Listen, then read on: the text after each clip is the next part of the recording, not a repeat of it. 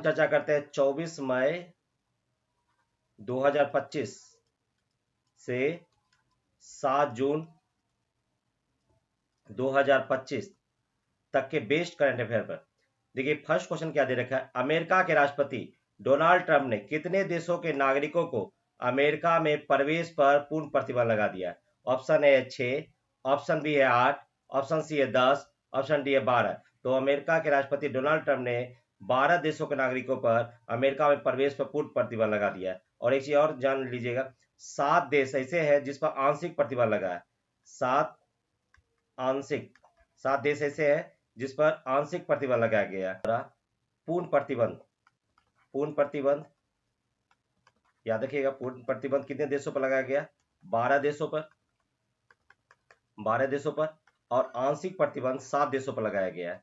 उसका लिस्ट हम बता देते कौन कौन सा देश है। आंशिक प्रतिबंध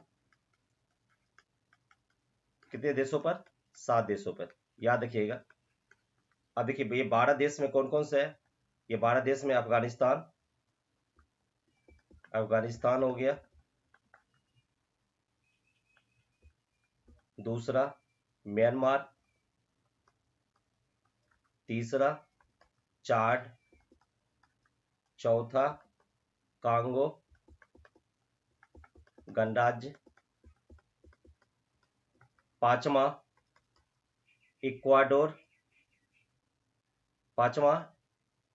इक्वेटोरियल गिनी, छठा इरिट्रिया,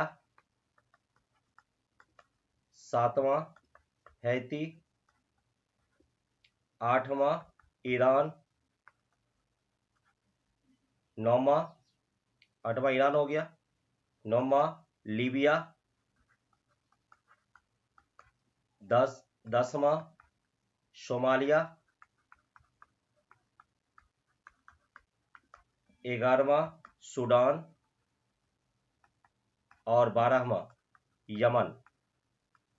इन पर पूर्ण प्रतिबंध लगाया गया है। जबकि आंशिक प्रतिबंध किस पर लगाया गया है? देखिए 7 देश है। हो गया, फर्स्ट हो गया बरुंडी, सेकेंड हो गया क्यूबा, थर्ड हो गया लाओस, फोर्थ हो गया सिएरा लियोन,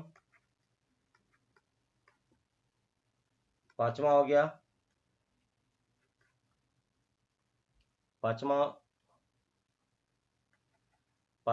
टोगो, छठा हो गया तुर्कमेनिस्तान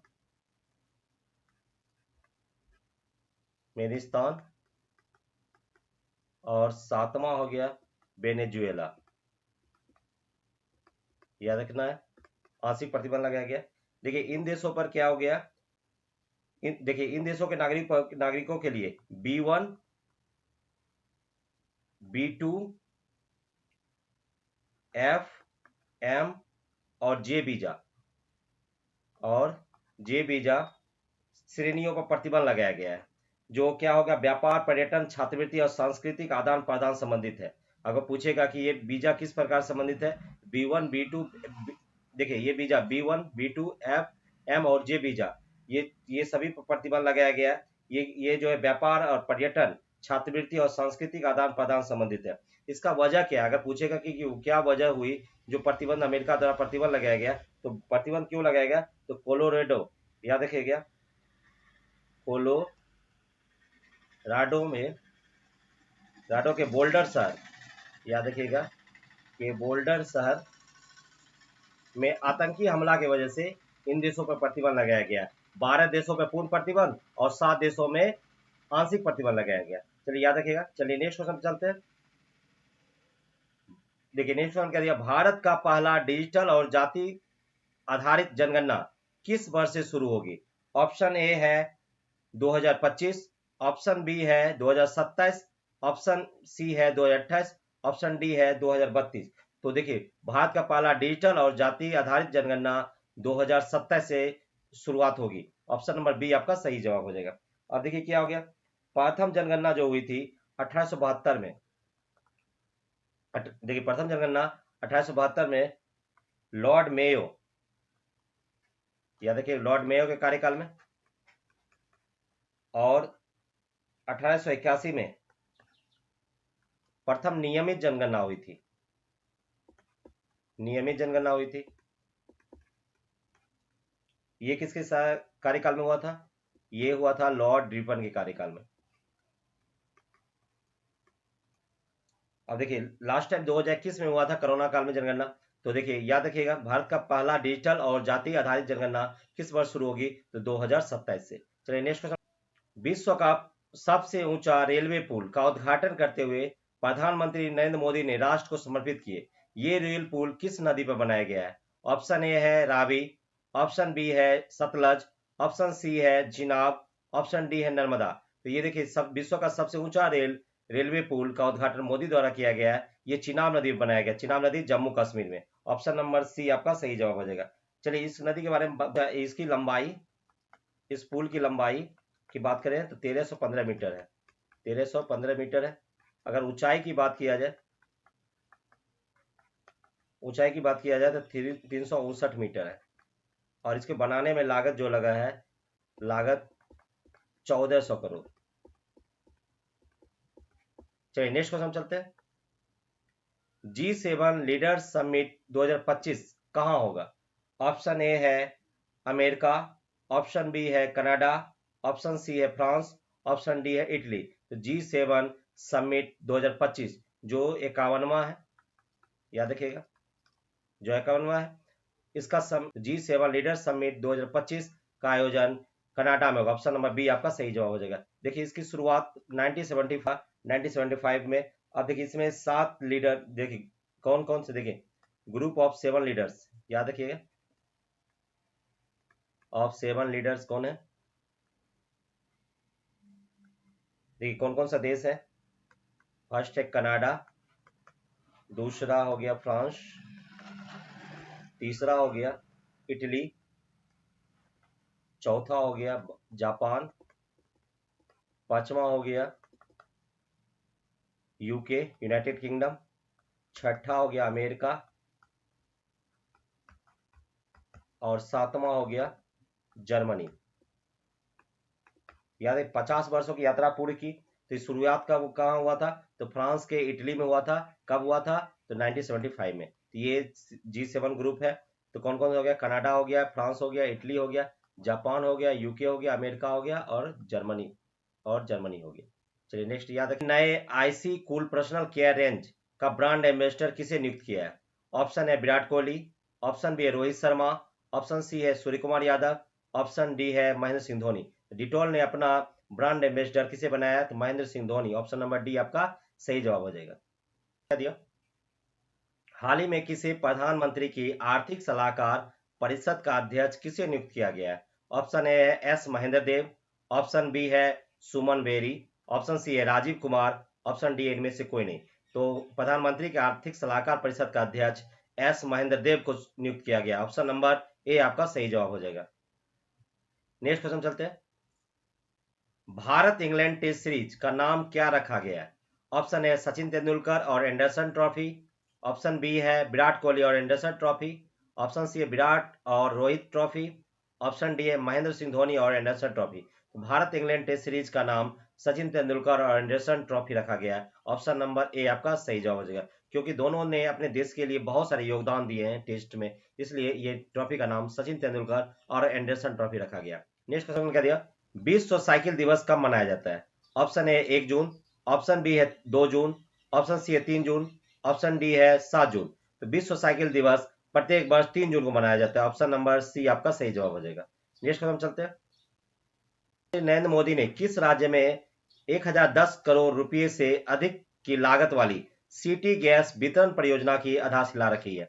ऑप्शन ए है असम, ऑप्शन बी है बिहार, ऑप्शन सी है पश्चिम बंगाल, ऑप्शन डी है झारखंड। तो प्रधानमंत्री नरेंद्र मोदी ने पश्चिम बंगाल में 1010 करोड़ रुपए से अधिक लागत की वाली सिटी गैस वितरण परियोजना की आधारशिला रखी। ऑप्शन नंबर सी आपका सही जवाब हो जाएगा। नेक्स्ट क्वेश्चन चलते हैं। हाल ही में किस बॉलीवुड अभिनेत्री को यूरेका फोर्ब्स का ब्रांड एम्बेसडर नियुक्त किया गया? देखिए बहुत ही अच्छा क्वेश्चन है, वीविया कर लीजिए इस क्वेश्चन को। ऑप्शन ए है सोनम कपूर, ऑप्शन बी है श्रद्धा कपूर, ऑप्शन सी है ऐश्वर्या राय, ऑप्शन डी है करीना कपूर। तो देखिए श्रद्धा कपूर को यूरेका फोर्ब्स का ब्रांड एम्बेसडर नियुक्त किया गया। ऑप्शन नंबर बी आपका सही जवाब हो जाएगा। नेक्स्ट हम चलते हैं। हाल ही में यूरोप के सबसे सक्रिय ज्वालामुखी माउंट एटना में तीव्र विस्फोट हुआ। यह किस देश में स्थित है? ऑप्शन ए है इटली, ऑप्शन बी है ऑस्ट्रेलिया, ऑप्शन सी है पुर्तगाल, ऑप्शन डी है स्विट्जरलैंड।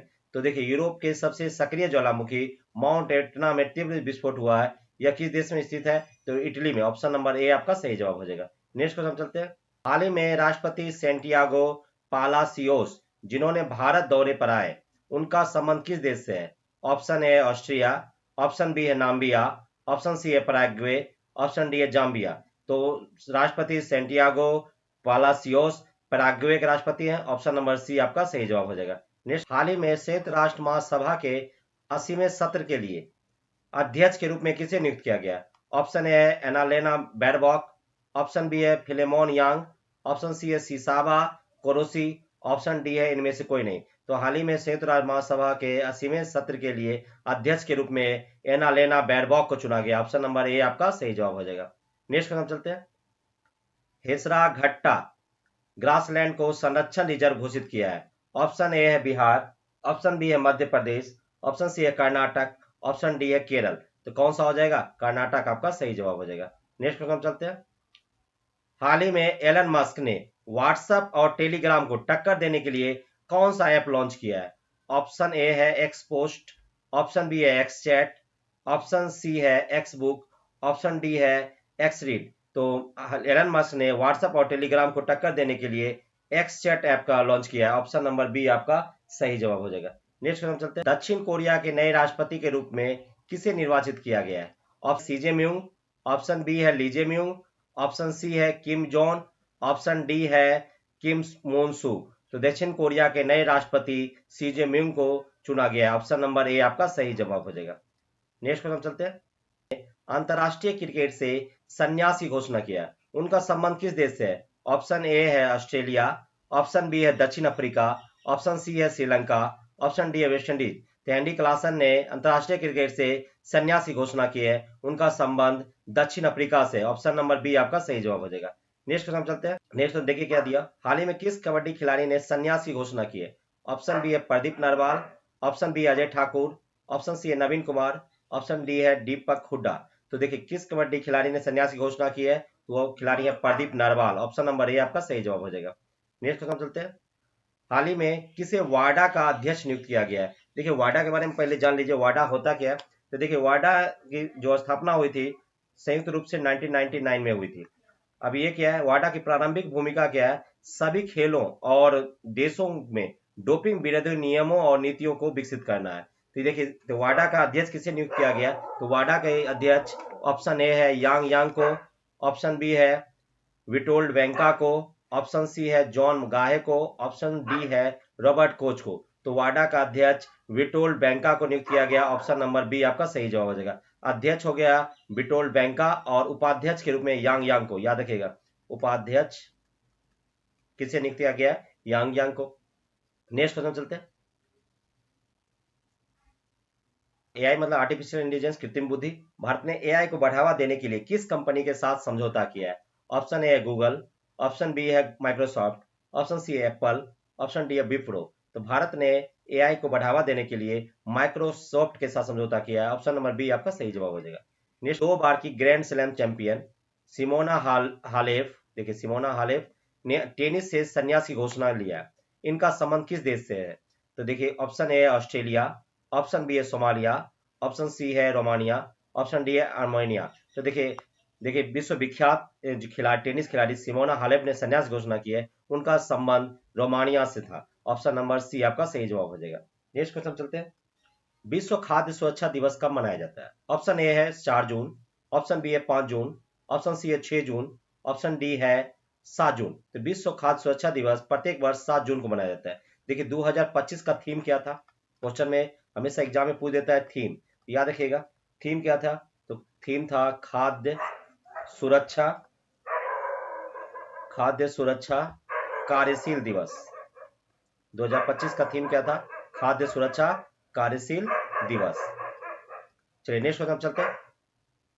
क्रिकेटर ग्लेन मैक्सवेल ने वनडे क्रिकेट से संन्यास लिया है, उसका संबंध है, ऑप्शन ए है श्रीलंका, ऑप्शन बी है इंग्लैंड, ऑप्शन सी है ऑस्ट्रेलिया, ऑप्शन डी है दक्षिण अफ्रीका। तो क्रिकेटर ग्लेन मैक्सवेल ने अंतरराष्ट्रीय क्रिकेट वनडे क्रिकेट से संन्यास लिया है, उनका संबंध ऑस्ट्रेलिया से था। ऑप्शन नंबर सी आपका सही जवाब हो जाएगा। खिलाड़ी को प्रिंसेस ऑफ ऑस्ट्रेलियस पुरस्कार से सम्मानित किया गया है। ऑप्शन ए है सेरेना विलियम्स, ऑप्शन बी है वीनस विलियम्स, ऑप्शन सी है सानिया मिर्जा, ऑप्शन डी है हेलेन विल्स। तो किस टेनिस खिलाड़ी को प्रिंसेस ऑफ ऑस्ट्रेलियस पुरस्कार से सम्मानित किया गया? तो ऑप्शन नंबर ए सेरेना विलियम्स। देखिए ये पुरस्कार जो है स्पेन के द्वारा दिया गया। स्पेन का सर्वोच्च नागरिक सम्मान पुरस्कार है यह। आप देखिए सेरेना विलियम्स की बात करेंगे, सेरेना विलियम्स से दुनिया के ऐसी टेनिस खिलाड़ी थी जो सबसे ज्यादा ग्रैंड स्लैम जीती है, उनके नाम 23 ग्रैंड स्लैम। और देखिए ये इनका संबंध किस देश से है? सेरेना विलियम्स का संबंध अमेरिका से था, अमेरिका की तरफ से वो खेलती थी, टेनिस खिलाड़ी थी। चलिए नेक्स्ट क्वेश्चन पे चलते हैं।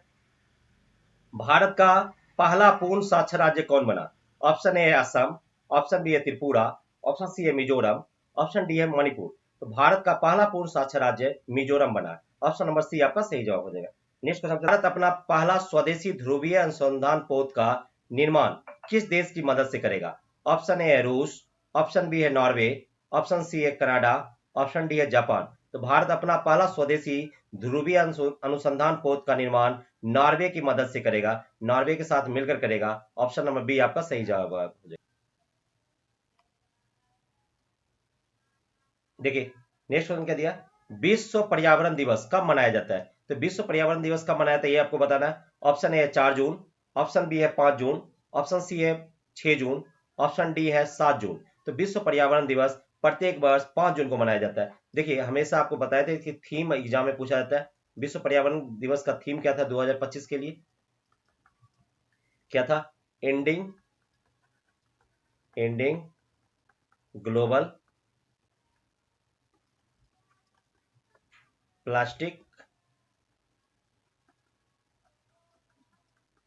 Pollution, plastic pollution.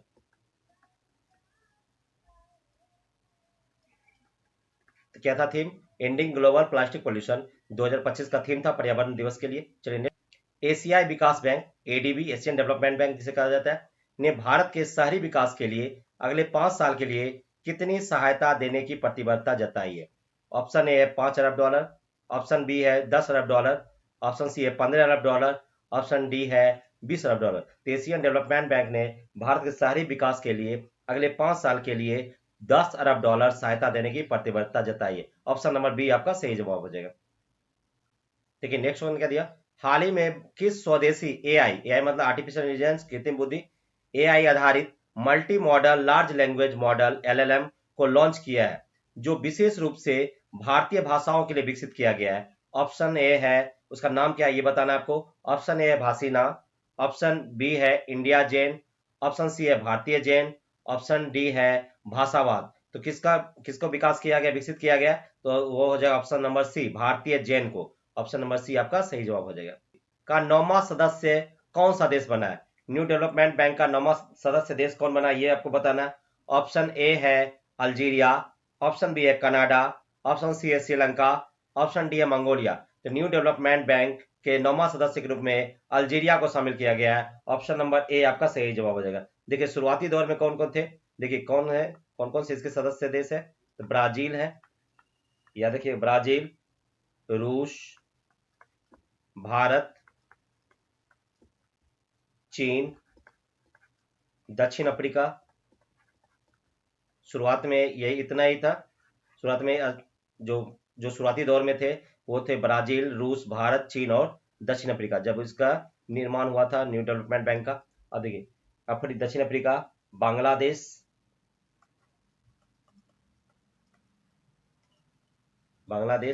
यूएई, संयुक्त अरब अमीरात,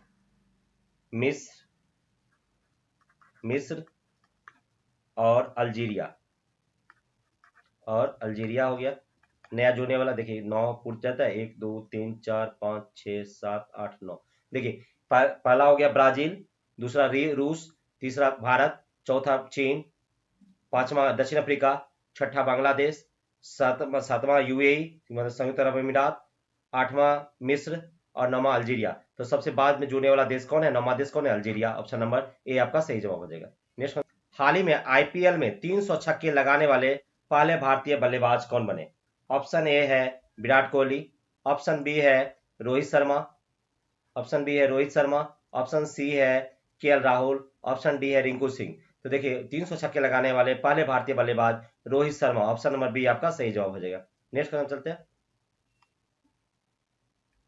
देखिए नेक्स्ट क्वेश्चन क्या दिया, नोमैडिक एलिफेंट 2025 संयुक्त सैन्य अभ्यास किन दो देशों के बीच आयोजित किया गया है? ऑप्शन ए है मंगोलिया और चीन, ऑप्शन बी है भारत और नेपाल, ऑप्शन सी है भारत और मंगोलिया, ऑप्शन डी है भारत और भूटान। तो नोमैडिक एलिफेंट 2025 संयुक्त सैन्य अभ्यास भारत और मंगोलिया के बीच, ऑप्शन नंबर सी आपका सही जवाब हो जाएगा। नेक्स्ट क्वेश्चन चलते हैं। देखिए नेक्स्ट क्वेश्चन क्या दिया, वर्ष 2026 में एशियाई भारोत्तोलन चैंपियनशिप का आयोजन कहाँ होगा? Option A Gandhinagar, option B है मुंबई, ऑप्शन सी है अहमदाबाद, ऑप्शन डी है नई दिल्ली। तो देखिए 2026 में एशियाई भारोत्तोलन चैंपियनशिप का आयोजन अहमदाबाद में किया जाएगा, ऑप्शन नंबर सी आपका सही जवाब हो जाएगा। नेक्स्ट क्वेश्चन चलते हैं। भारत का वह पहला जिला कौन बना जिसने अपनी संपूर्ण ऊर्जा आवश्यकताओं को सौर ऊर्जा से पूरा कर लिया है? मतलब वहां पर जो भी काम होगा पूरा सोलर सिस्टम से ही होगा। तो वह कौन सा जिला भारत का पहला जिला बना? तो ऑप्शन ए है लद्दाख, ऑप्शन बी है दीव, ऑप्शन सी है पुडुचेरी, ऑप्शन डी है अंडमान। तो कौन सा जिला बना भारत का? भारत का पहला जिला है, तो ऑप्शन नंबर बी आपका सही जवाब हो जाएगा। ये देखिए दीव जो है दादर और नागर हवेली तथा दमन और दीव केंद्र शासित प्रदेश है का उसका एक जिला है, उसका नाम है दीव। तो यहाँ पर जो भी कार्य किया जाएगा, जो भी संपूर्ण कार्य होगा ऊर्जा के लिए, जो भी काम होगा वो पूरा सोलर सिस्टम से होगा। तो कौन सा ऑप्शन हो जाएगा? दीव जिला है भारत का। चलिए नेक्स्ट क्वेश्चन चलते हैं। हाल ही में किस राज्य सरकार ने पूर्व क्रिकेटर अनिल कुंबले को वन एवं वन्य जीव संरक्षण राजदूत नियुक्त किया है? ऑप्शन ए है कर्नाटक, ऑप्शन बी है केरल, ऑप्शन सी है महाराष्ट्र, ऑप्शन डी है तमिलनाडु। तो देखिए अनिल कुंबले को कर्नाटक ने देखिए याद रखिएगा, अनिल कुंबले को कर्नाटक ने वन एवं वन्य जीव संरक्षण राजदूत नियुक्त किया है, ऑप्शन नंबर ए आपका सही जवाब हो जाएगा। और देखिए निम्नलिखित में से किस टूर्नामेंट को जीतकर नोवाक जोकोविच ने अपना 100वां एटीपी एकल खिताब को पूरा किया? तो नोवाक जोकोविच का संबंध किससे है? टेनिस खिलाड़ी है। अभी इनका संबंध किस देश से है? इनका संबंध सार्बिया से है। तो कहता है किस टूर्नामेंट को जीतकर 100वां एटीपी एकल खिताब को पूरा किया?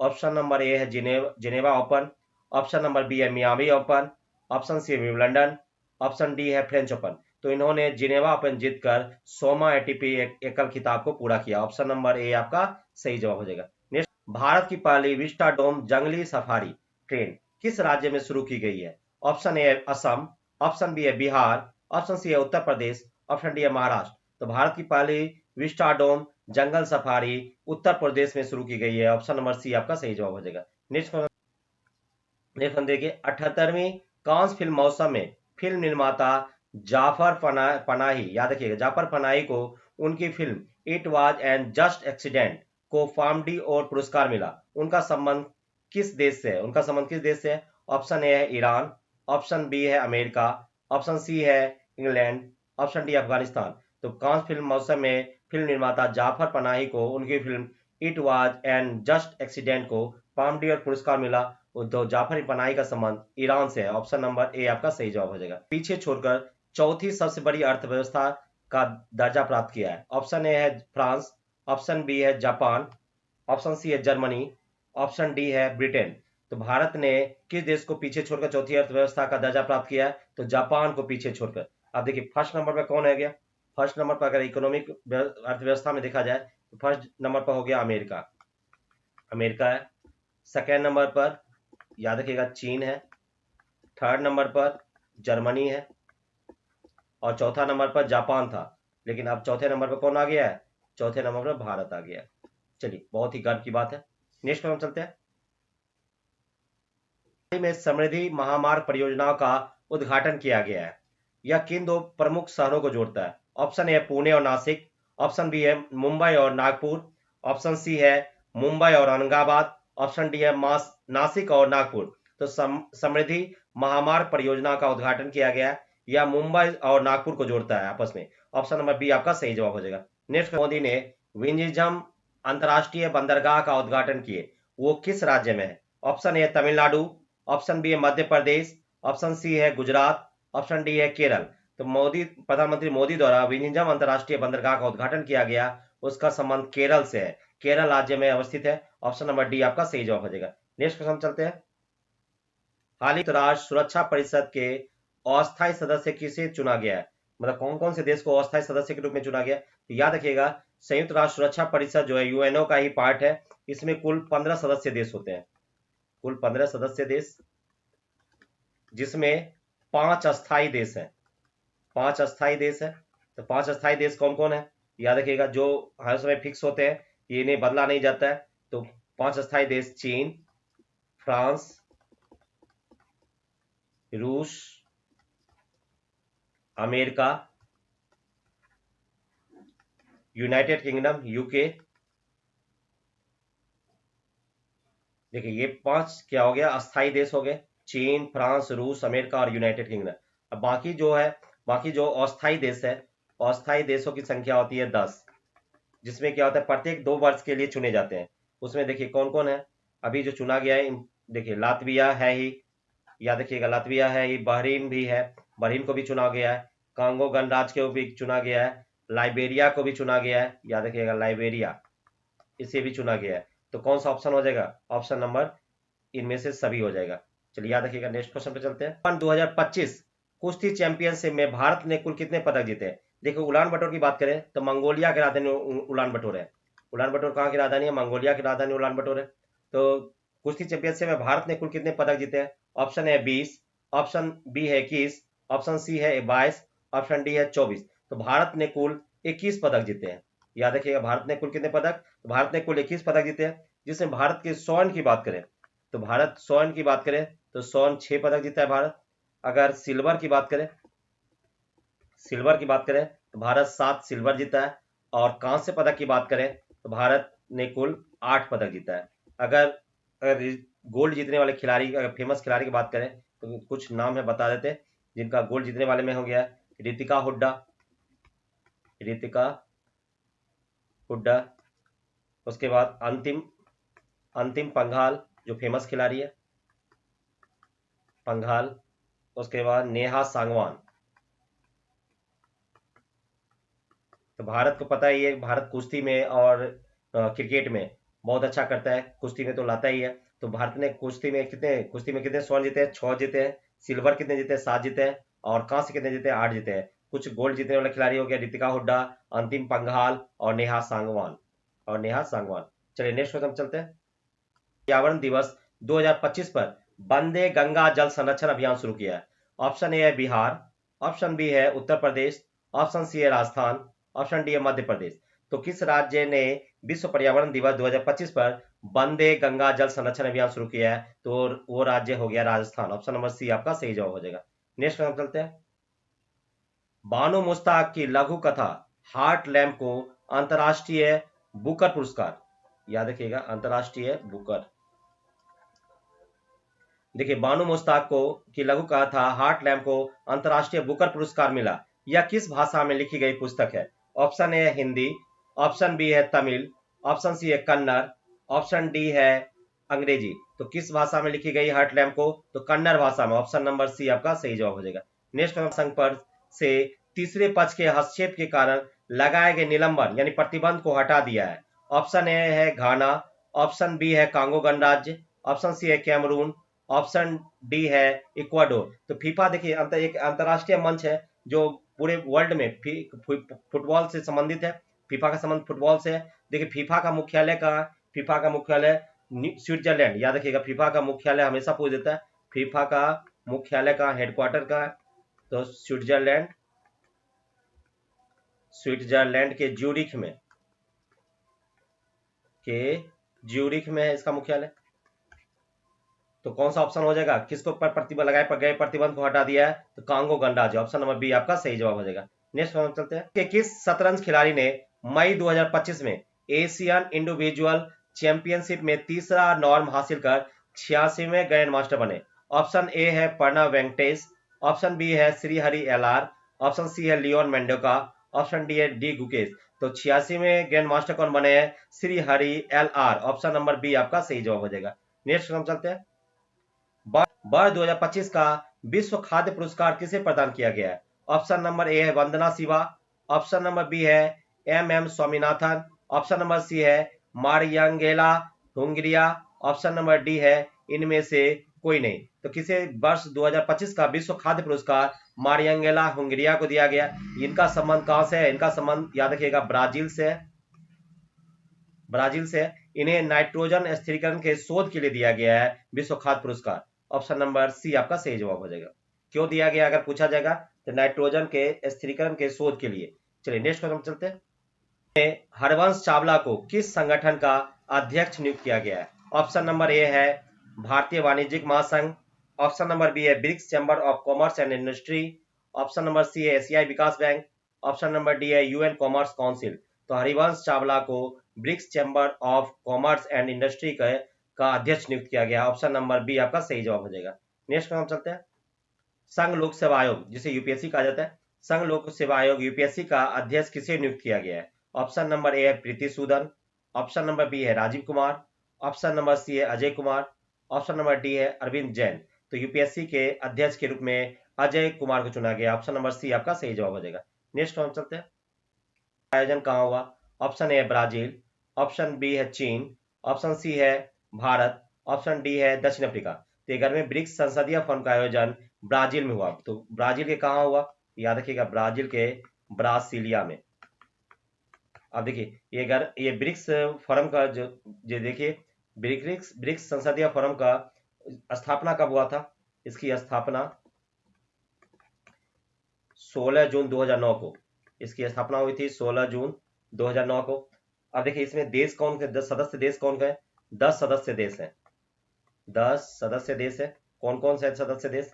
देखिए ब्राजील, याद रखिएगा ब्राजील है, दूसरा रूस है, तीसरा भारत है, चौथा चीन है, पांचवा दक्षिण अफ्रीका है, छठा मिस्र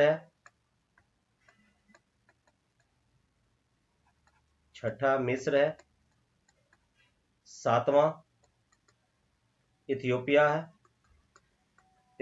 है, आठवां यूएई संयुक्त अरब अमीरात है, नौवां ईरान है और 10वां इंडोनेशिया है। इंडोनेशिया, याद रखिएगा ये 10 कंट्री है ब्रिक्स संसदीय फोरम का। ये 10 कंट्री है ब्रिक्स संसदीय फोरम का। तो देखिए आज तक यहाँ तक ही क्वेश्चन रहा। 7 जून तक हमने करा दिया है। बेस्ट इंपॉर्टेंट क्वेश्चन जो भी था 7 जून तक वो हमने करा दिया है। चलो प्लीज वीडियो को लाइक और शेयर करें ताकि और बेहतर से बेहतर क्वेश्चन को हम आपके बीच ला सकें। तो प्लीज वीडियो को लाइक और शेयर करें। धन्यवाद।